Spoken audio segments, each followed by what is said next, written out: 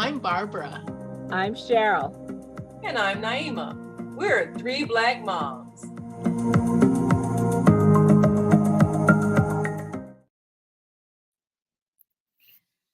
Today we want to talk about parenting without a partner. And I want to tell you a little bit about my story. You know, of the three of us, I was the last one to have a baby. And I was what they call a geriatric pregnancy, which sounds like I was 82, but actually I was just 42. But before then, when I was around 36 years old, I visited with my GYN who told me, you know, if you want to have a child, you might want to start thinking about having one now. And at the time, I was single, I wasn't seeing anyone. And I knew because I had had so many friends who had had children who said, you know what? It's harder than I thought, even when there's two of us. So I know I didn't want to start with a baby by myself. And I said, but I remember telling my doctor, well, you know, I'm not really seeing anyone. And she said, well, we do have a donor program. And I thought, I really don't think that that's for me. Although at the time, I did think that once I was older, maybe I would consider adopting, adopting an older child. And I thought about that. And then my husband and we started dating around the time I was 38. We got married when we were 40, and we had our child and that by the age of 42. So it actually all happened quite quickly. But I've known other women who've had to make those choices. It's like that Bonnie Raitt song, Scared to Run Out of Time. Or I think it's In the Nick of Time is the name of the album, or maybe even the song. And a lot of women, and actually nowadays some men, have realized that they want to be parents, and they can't necessarily wait, especially for women, if they're listening to that biological clock ticking, they can't necessarily wait to have a baby after they meet someone. Now, I was fortunate, but at some point, I knew I wanted to have a child. And I think that there are a lot of people out there who are choosing to have children, even if they don't have a partner. And yes, I do think that that's a reasonable choice. There are children either through adoption or even just through a donor program or however. But I think that we sisters need to start revisiting that old African proverb about it taking a village to raise a child. And maybe we can talk about some of these people and how they can get that village to help them if they're parenting without a partner. I agree. I think that should be the way that we raise children in the first place, because it can happen even if you start out with a partner. And out of the three of us, I am one who has been a single parent, even though it happened as a result of being widowed while my child was still in her late teens. She had just started college, but she was 17 going on 18. That's still young. And there's still some stages of growth that she had to go through. And when her father passed away, of course, my husband of nearly 20 years, but at the same time, it was still being a single parent. So even if you start out with a partner, tomorrow is not promised, and you don't know when someone's time to exit might be coming. So we should always be helping each other parent. It does take a village, and we like to point fingers at people if they maybe don't have skills, or maybe do something wrong, or maybe their child gets in some trouble and they're not home. I mean, I had a neighbor who drove Uber, and she had children. She had to leave she had to leave them late at night while she was driving. And, they got into some mischief. And some neighbors kind of looked at her like, "Well, what's wrong with her? She kind of mother is that?" But I understood her situation. And I felt like, well, okay, if I'm going to be a good neighbor, I need to be looking out for her children because I know she's got to work at night. She's doing the best she can. And that really has to be our attitude. We have been so judgmental of single mothers, especially. Yes. And now single fathers, they get praised. Oh, he's taking care of his children all by himself, and women might even step in to help. Oh, he needs a wife, you know how we do. But with single mothers, sometimes they get a lot of criticism because they have to struggle so hard and things fall through the cracks. You can't be everywhere. So yes, we do need to be that village when someone steps up as a single parent for whatever the circumstances, and they need help. I think that you are quite correct in that. And I think the judgmental part comes when a person has felt that they're so self-sufficient. If I can do it, why can't they? There have been moments when there have been parents on the bus, and not always making the assumption that the woman with the wild child is a single mom.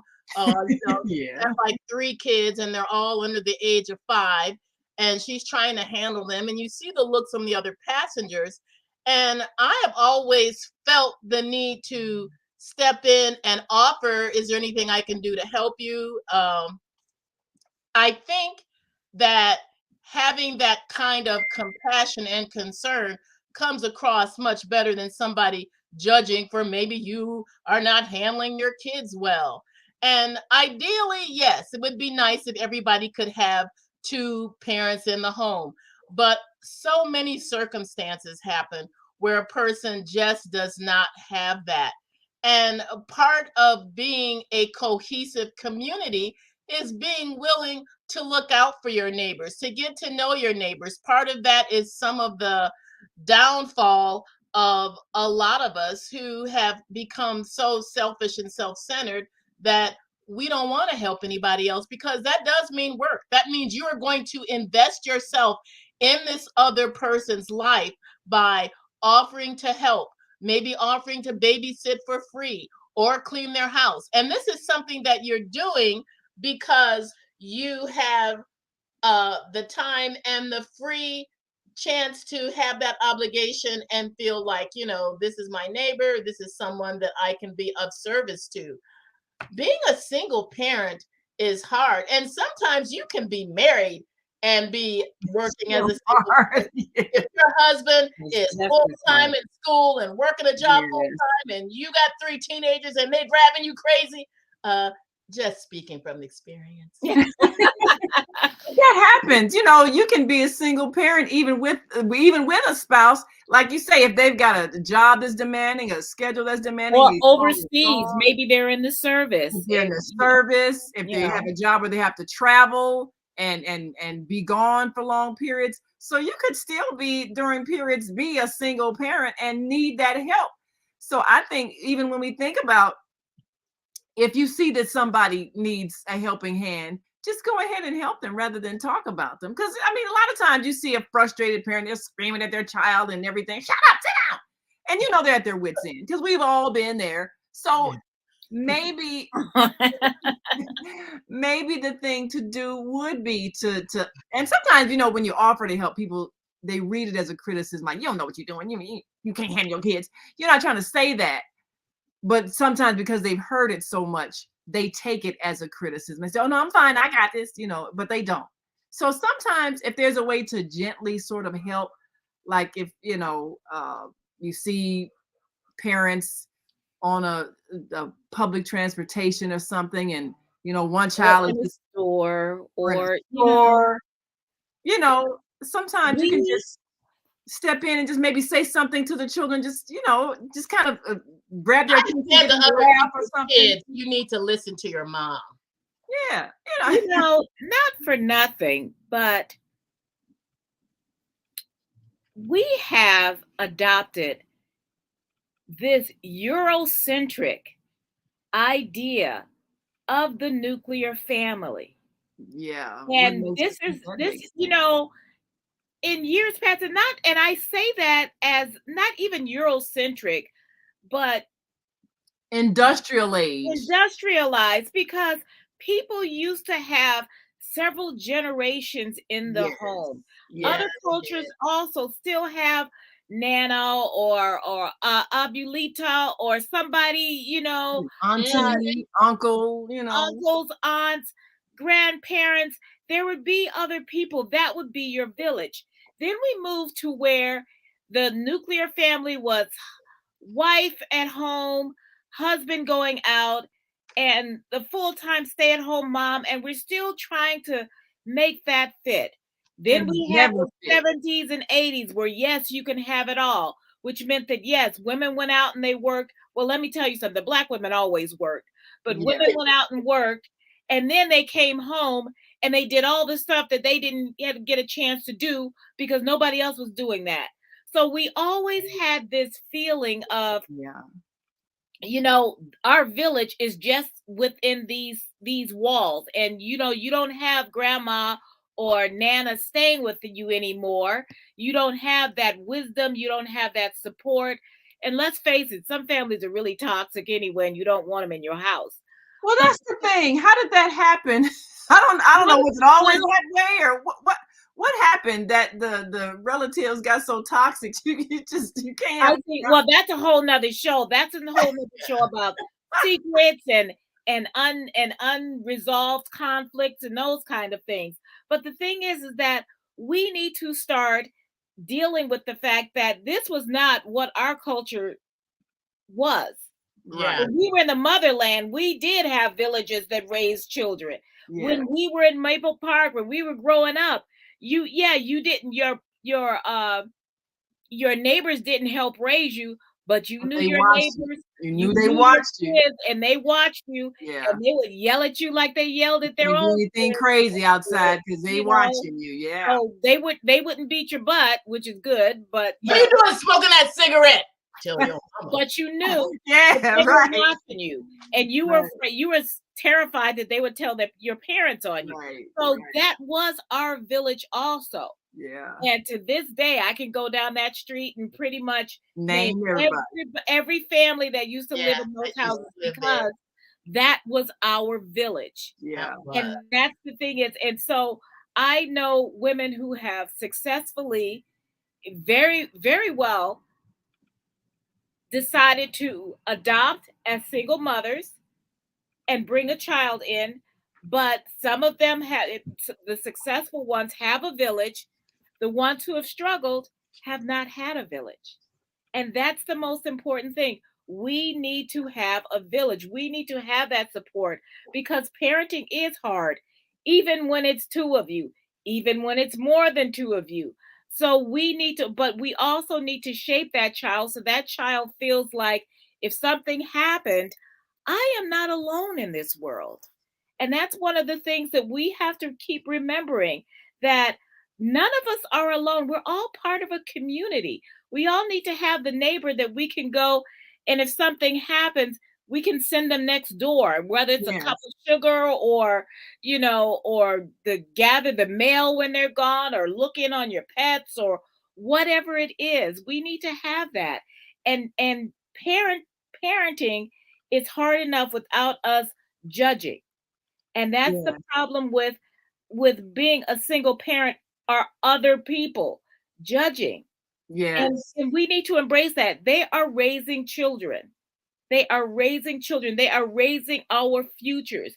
If they're invested, we should also be invested. Absolutely.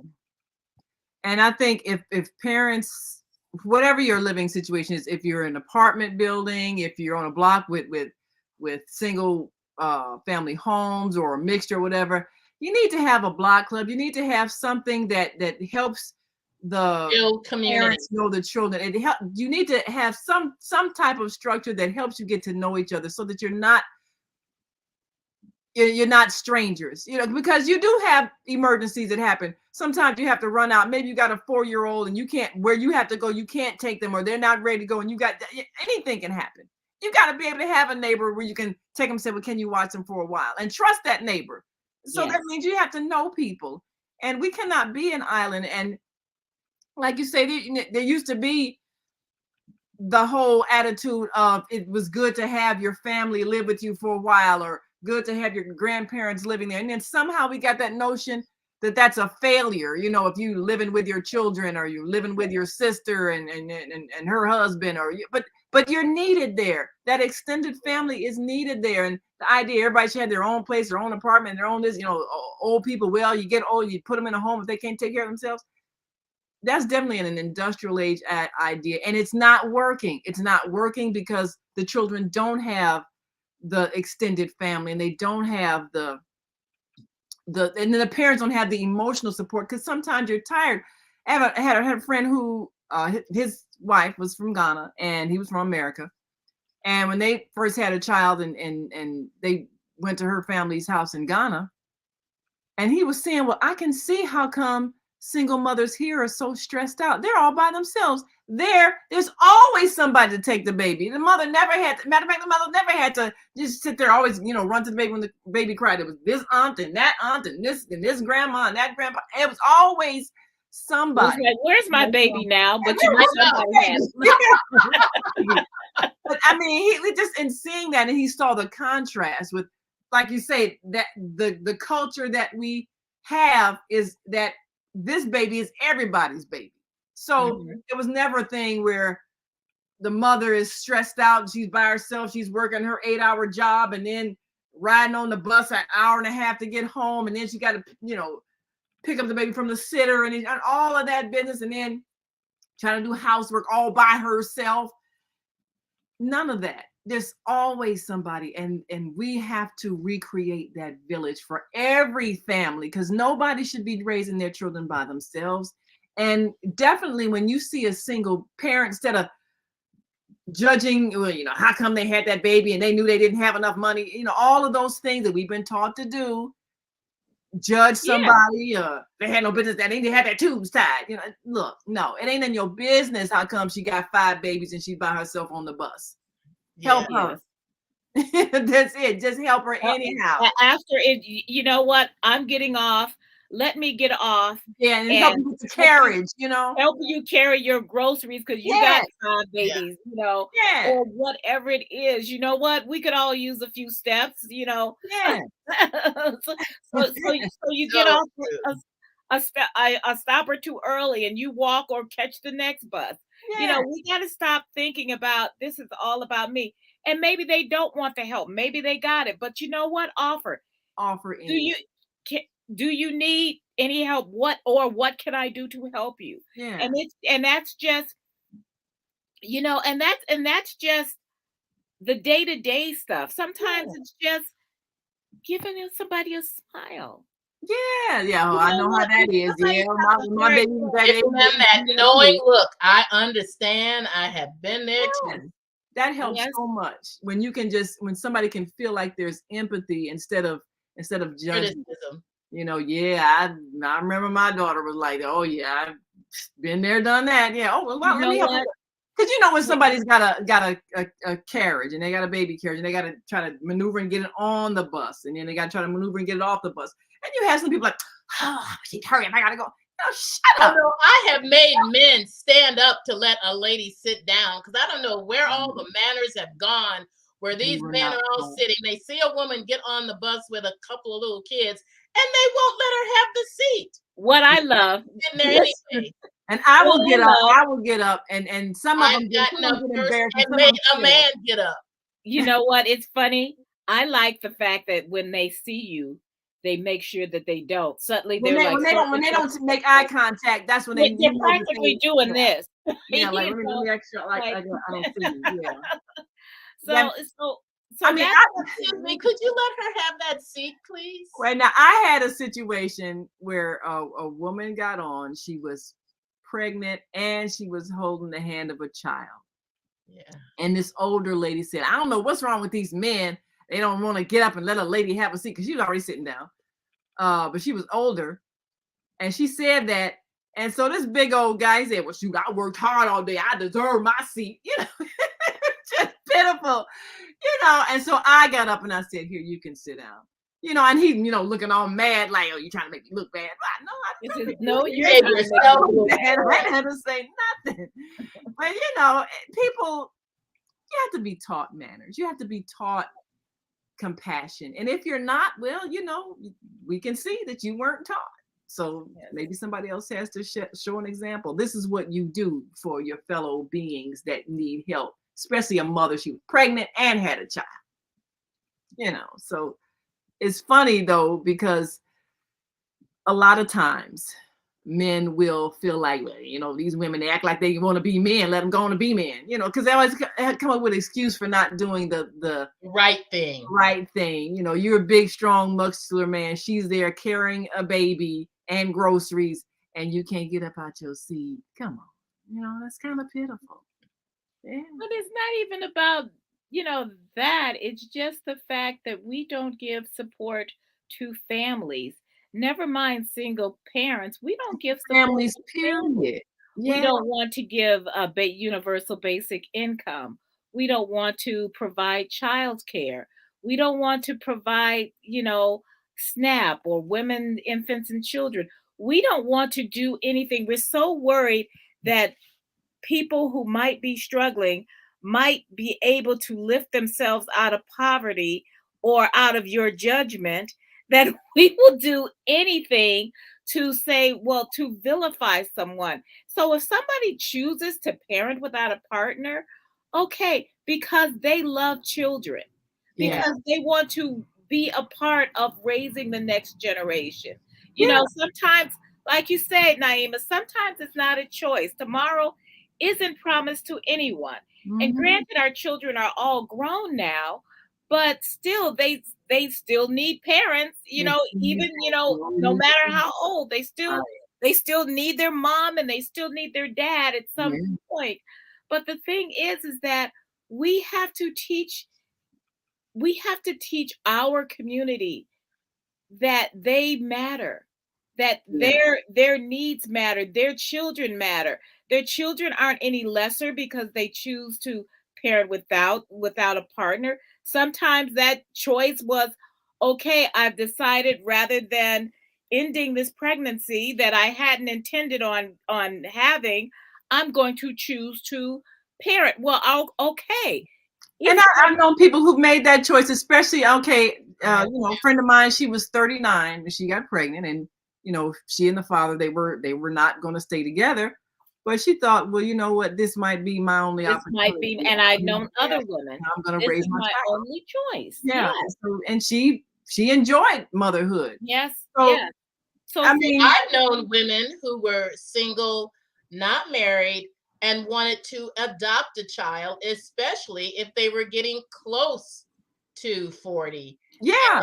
They have been so much wonderful better. parents. Now, Yep. of course, this one particular woman I'm thinking of, she got some flack from her family, like, why don't you wait till you get married and blah, blah, blah, blah. And for her, that was not going to happen. She Right. was full-time ministry. She was a female pastor, and she did want to have her own family, but the right man had not come along. She wanted to have children. She decided to adopt, and she became a wonderful mother. An absolute, I don't know. I haven't been in touch with her for a few years. Maybe she found someone later. Maybe she parented all the way until the child was a young adult. But, I that know. was her choice. Yeah, and another mother that I know, she adopted her first child as an infant. Yeah. And her second one she adopted, and the little girl, so she's got two little girls, but their second one was actually a little older and had Mhm. lost her mother, and and the father either wasn't in the picture or was no longer alive. But then she suddenly she has two little girls, and she had a 8-year-old and a 3-year-old or something like that. The little girls, they love each other, they get along well. And she had a village. She had her mother and father and her brother. So she had a village that was there for her, because she said, okay, it looks like I am not going to be seeing anyone anytime soon, but I am ready to You be want a a child. mother. Yeah. And Ready to be a parent. And I've known other women there said, you know what? this isn't happening for me. There are a lot of either you just don't meet the right partner, or maybe you meet someone and then they decide they don't want to have kids. And so you say, okay, but I still want to have kids. So that doesn't work out. But whatever, we can all, it's a part of human nature. Not everybody wants kids, but it's a part of human nature for those who want kids to really just want them. And in fact, when Sean and I got together, like I said, we were 40 when we got married. And I said to him, listen, we both wanted a family, but I said, I don't know. I'd never tried to get pregnant. So I don't know if I can get pregnant. Now, if we can't have if we can't have our own, are you okay with considering adoption, or is that off the table? And I was so happy that he said nothing is off the table. And those are the conversations you have to have when you meet someone and you know that you want to be a parent. Yes. You need to make sure that is something that they want. And if it's not possible physically, are they open to adoption? Because you need to be on one accord with that. Because I knew somebody who once got married and then realized that she could not have kids, biological kids, decided, well, I don't want to raise another man's child. So she divorced him and went and adopted. And and sometimes that's a choice that we want to make, because I don't think another person should prohibit you from the experience of parenthood if that's what you want to have. And there are many children out there that need loving parents, and even if it's just one, it's good to have. So, and I think a child who's wanted because they're adopted, they know they're wanted. That's a beautiful experience, and we should go for it. If your heart says, I want to give love to a child, I don't have a partner, but I still want to be a loving parent, go ahead and do it. Yeah, it's a good choice. And find your village. Find your village to help you with along the way. Because it's hard even when it's two of you. So when it's just one of you, make sure you have your village. But once you have your village, you start cultivating that village, not to help you raise that child, but to be there with you in your journey with that child. Right. Be that family. And if you've got family, it's good if your family can make your adopted child feel like family. It's really, if they're able to do that, that's even a bonus. If they can be those grandparents and those aunts and those uncles, and it doesn't matter if there's a blood relationship or not. This is your family, this is your child. And it's good if your family can understand that and be that village and be that family. Yeah. Well, we've got to go. We thank you all for watching. Make sure you subscribe to our YouTube channel. Go to 3 Black Moms, subscribe to our YouTube channel. Like us on Facebook, 3 Black Moms. Until tomorrow, I'm Naima. That's until next week. I'm Cheryl. And I'm Barbara. We are 3 Black Moms. Have a great week.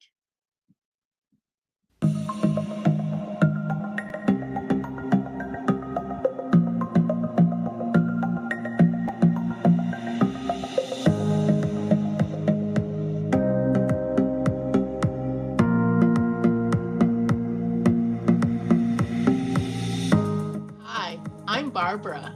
I'm Cheryl. And I'm Naima. We're 3 Black Moms.